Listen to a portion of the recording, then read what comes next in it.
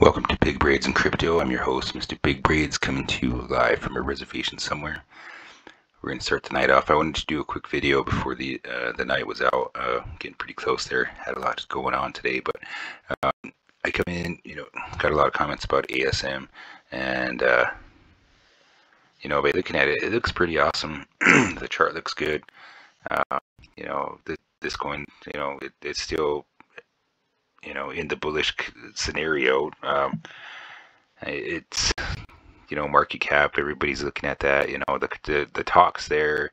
People are noticing it. It's a lot of other uh, YouTube channels are talking different points of where this coin can go. But is it going to make it in time before? I mean, it's all up to BTC. I keep an eye on BTC, like religiously. It's something that we, sometimes I get caught up in the chat groups and stuff like that, and I'll forget to check BTC, and everybody starts panicking. And it always just depends on what BTC is doing a lot of the times, because a lot of these coins will take off and they'll blast off to a point, and BTC will basically hold them back to where basically consolidating sideways, and that's where a lot of these coins are getting to. They're just getting to that point to where they're cooling off, just like BTC just had a big run at it. And I'm sure by listening to a lot of other people, we got to get a correction, and they're talking about the November correction, and just preparing for the next leg up, and that's what we're all hoping to see. I know that's what's on my mind. On the daily, it's like, when is BTC gonna hit this 150,000 mark, which is would be awesome to me, and a lot of people in general. I mean, that if that goes to 150,000, all these other coins are going to be popping in, and you hear that from a lot of the other videos. And but let's take a look at ASM, see what it's doing here. But yeah, with ASM, I would hope that it's getting the volume that it should deserve, but still, the average when it was pumping, up here, I mean, the volume was running around, and on this chart it was like 594 million, something like that. I don't know, it's like maybe 494, something like that, but it was pretty high. And that's when we got that big push up here. And I a lot of people are saying, like, cup and handle patterns, and they are. I mean, they are there, and I do see them.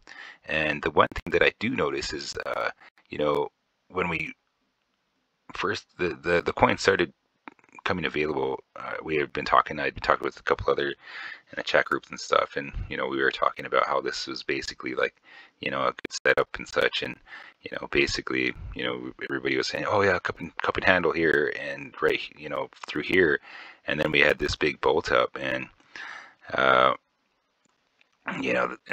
had one guy, he was saying, oh no, that's not a cup, it's a ladle. And pretty soon we had a big takeoff, and we're kind of getting the same type of trend here. And that's what I'm looking at, is it's on a broader aspect of it's there. The possibilities are there. I mean, for like one of these up, just by looking at the patterns here, it's looking. I mean, it's looking pretty bullish to me. But is BTC gonna wait for us? I mean, I've been in so many other coins where it's like, it's ready to blast off, and you're getting that push, and that volume is all there, and then BTC just rockets out of into the quasars, and then your coin's sitting here dropping back down to the freaking 786, is like straight down after a big giant push. It's like, hitting all ready to bust out through.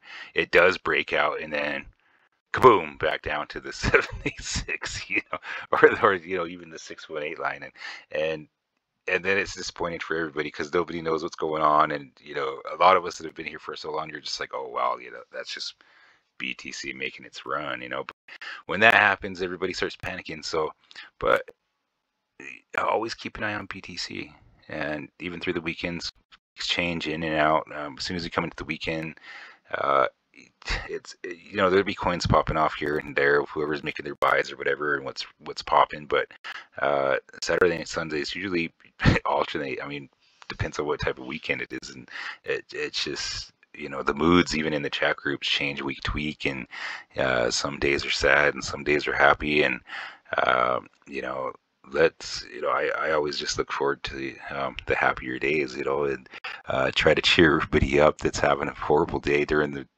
week, because a lot of them don't really understand what's going on during the corrections and the dips and the so that's why everybody's making videos. We always tell everybody, just learn about it, educate yourself, listen to a lot of people, just like I said in my last video, there's a lot of people that are making a lot of videos, but it's good to have a lot of different opinions. I keep track of everybody else. I'm right here with everybody.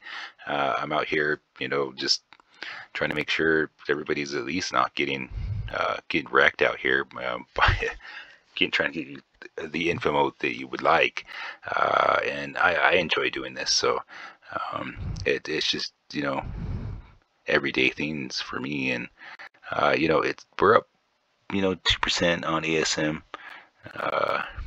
but I gotta keep it truthful. I gotta keep it real. I do get worried when we start getting the little.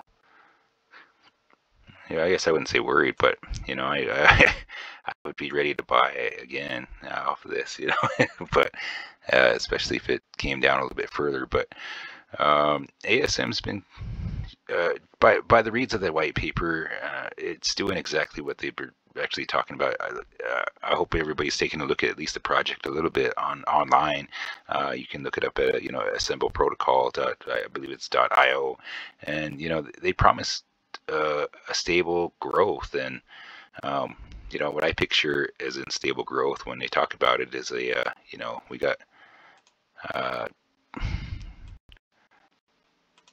like this pattern here that we kind of came in on one end, and then we go like a leg up and then up and then up a little bit further and then over. But the way that it reads, that's just basically what they're trying to do, is just do like so much. I mean, I actually see that as pretty awesome if it was just stable growth like that, and then and then the patterns up would go with stable growth. And the reason why I bring that up is because when you look at all the buys, the buy-ins and everything like that, there's always like people saying, oh yeah, they're keeping the prices down and such and such. But when you really, I mean, like I said before, I mean, if you're like trying to keep the price down, they're putting these big sell-offs, like $1 million sell-offs up here and here, keeping it low, and then gradually let it rise up a little bit more and keep it low again all the way over. So, but regardless of where we're at, it'd be nice. 30s. I mean, I 30's been a lot of talked about point right there. Everybody's getting bullish to 30, and that's a good point to get to. I would love to see it there. But that remains to be seen. I'm hoping that's what's playing out.